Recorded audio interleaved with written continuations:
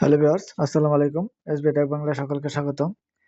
আজকে তোমাদের সাথে শেয়ার করব বেসরকারি এমপিওভুক্ত শিক্ষক কর্মচারীগণ অবসরে যাওয়ার পরে কল্যাণ ভাতা কত পায় এবং অবসর থেকে কত টাকা পাওয়া যায়। আমাকে ইনবক্সে অনেকেই বলছে হিসাবটা কিভাবে করে এবং কত টাকা পাওয়া যাবে। তো আজকে তোমাদের সাথে সেটাই আমি শেয়ার করব। তার আগে বলি নেই, আমার চ্যানেলে যদি তোমরা নতুন হয়ে থাকো চ্যানেলটা সাবস্ক্রাইব করে রাখবে। আমি প্রতিনিয়তই শিক্ষামূলক ভিডিও দিয়ে থাকি, যাতে সাবস্ক্রাইব করা থাকলে আমার নতুন নতুন ভিডিও আপলোডের সাথে সাথে নোটিফিকেশন চলে যাবে। তাহলে আর কথা না বাড়িয়ে শুরু করি। এমপিভুক্ত শিক্ষকদের অবসর কল্যাণ ভাতার হিসাব।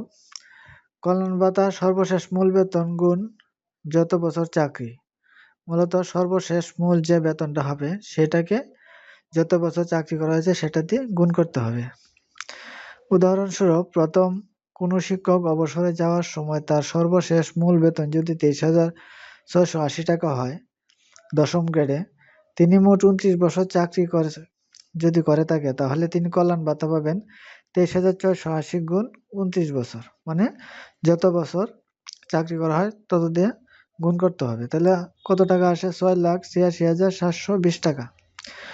উদাহরণস্বরূপ, দ্বিতীয়ত, কোনো শিক্ষক অবসরে যাওয়ার সময় তার সর্বশেষ মূল বেতন যদি 23,680 টাকা হয় দশম গ্রেডে, তিনি মোট 20 বছর যদি চাকরি করে, তাহলে কল্যাণ ভাতা পাবে 23,680 গুণ 20, 4,73,600 টাকা। অবসর ভাতার সর্বশেষ মূল বেতন গুণ নিম্নোক্ত ছক মোতাবেক চাকরিকাল। উদাহরণস্বরূপ, প্রথম কোনো শিক্ষক অবসরে যাওয়ার সময় তার সর্বশেষ মূল বেতন যদি 23,680 টাকা হয় দশম গ্রেডে, তিনি 29 বছর চাকরি করলে অবসর ভাতা পাবেন 23,680 গুণ 75, মানে 25 বছরের উপরে যদি চাকরি হয় তাহলে 75 দিয়ে গুণ করতে হবে মূল বেতন স্কেলটাকে। সর্বশেষ যে স্কেলটা সেই স্কেলটাকে 75 দিয়ে গুণ করতে হবে। আমরা 75 মাসের বেতন পেয়ে থাকি অবসরে। দ্বিতীয়ত, কোনো শিক্ষক অবসরে যাওয়ার সময় তার সর্বশেষ মূল বেতন যদি 23,680 টাকা হয় দশম গ্রেডে, তিনি মোট 20 বছর চাকরি করছে, তাহলে অবসর ভাতা পাবেন 23,680 গুণ 47 বছর, মানে যদি 25 বছরের নিচে থাকে তাহলে এটা অন্যভাবে তারা হিসাবটা করে। 20 বছর চাকরি করলে 47 মাসের বেতন ভাতা দিবে তারা। 47 দিয়ে গুণ করলে হয় 11,12,960 টাকা। এখানে নিম্নোক্ত কিছু দেওয়া আছে। কার্যকর চাকরিকাল, প্রাপ্ত আর্থিক সুবিধা। প্রথমত 10 বছর বা তদূর্ধ্ব 11 বছর, 10 থেকে 11 বছর যদি চাকরি করে কেউ, তাহলে সে 10 মাসের মূল বেতনের সমপরিমাণ টাকা পাবে। 11 বছর বা 11 বছরের বেশি, মানে 12 বছরের মধ্যে থাকলে 13 মাসের মূল বেতনের সমপরিমাণ পাবে।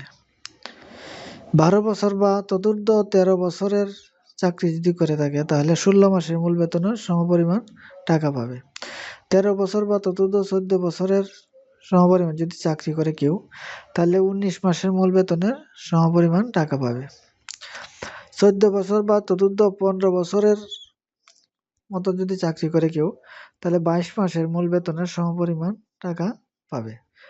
15 বছর বা তদূর্ধ্ব 16 বছরের মতো যদি কেউ চাকরি করে, তাহলে 25 মাসের মূল বেতনের সমপরিমাণ টাকা পাওয়া যাবে।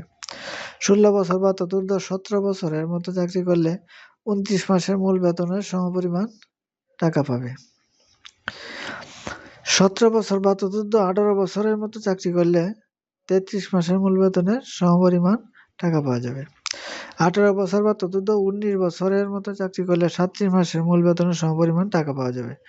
19 বছর বা তদূর্ধ্ব 20 বছরের মতো চাকরি করলে 42 মাসের মূল বেতনের সমপরিমাণ টাকা পাওয়া যাবে। 20 বছর বা তদূর্ধ্ব 21 বছরের মতো চাকরি করলে 47 মাসের মূল বেতনের সমপরিমাণ পাবে 20 বছরের উপরে করলে। 21 বছর বা তদূর্ধ্ব 22 বছরের মতো চাকরি করলে 52 মাসের মূল বেতনের সমপরিমাণ টাকা পাবে। 22 বছর বা তদূর্ধ্ব 23 বছরের মতো চাকরি করলে 57 মাসের মূল বেতনের সমপরিমাণ টাকা পাবে। 23 বছর বা 24 বছরের মতো চাকরি করলে 63 মাসের মূল বেতনের সমপরিমাণ টাকা পাবে। 24 বছর বা তদুর্ধ্ব 25 বছরের নিচে থাকলে 69 মাসের মূল বেতনের সমপরিমাণ টাকা পাওয়া যাবে। 25 বছর বা তদুর্ধ্ব চাকরির জন্য সর্বোচ্চ 75 মাসের মূল বেতনের সমপরিমাণ পাবে। 25 বছরের যদি নিচে থাকে তাহলে 75 মাসের বেতন ভাতা পাবে না। এই যে নিম্নোক্ত যে তোমার স্টেপগুলো আছে, বছর হিসেব করে বছর বাড়তে থাকবে, মূল বেতনের এদিক দিয়ে মাসও বাড়তে থাকবে। সেই হিসাব মতোই আমরা সাধারণত অবসর এবং কল্যাণ ভাতার পেয়ে থাকি। তাহলে বন্ধুরা, তোমাদেরকে আজকে আমি ক্লিয়ার করে দিলাম এমপিওভুক্ত শিক্ষকরা অবসরে যাওয়ার পরে অবসর ও কল্যাণ ভাতার কত টাকা পাওয়া যাবে, কিভাবে, সবটুকু তোমাদেরকে দেখালাম। মূলত আমরা এভাবেই টাকাটা পেয়ে থাকি। অবসর এবং কল্যাণ দুইটা প্রতিষ্ঠান, সেই দুইটা প্রতিষ্ঠানে আমাদের অবসরে বর্তমানে 6% কর্তন হয়, কল্যাণে 4%। সেই হিসেবেই মূলত আমরা অবসরে যাওয়ার পরে টাকাটা পাই, দুইটা প্রতিষ্ঠান থেকে আলাদা আলাদাভাবে টাকাটা আমাদেরকে দেয়।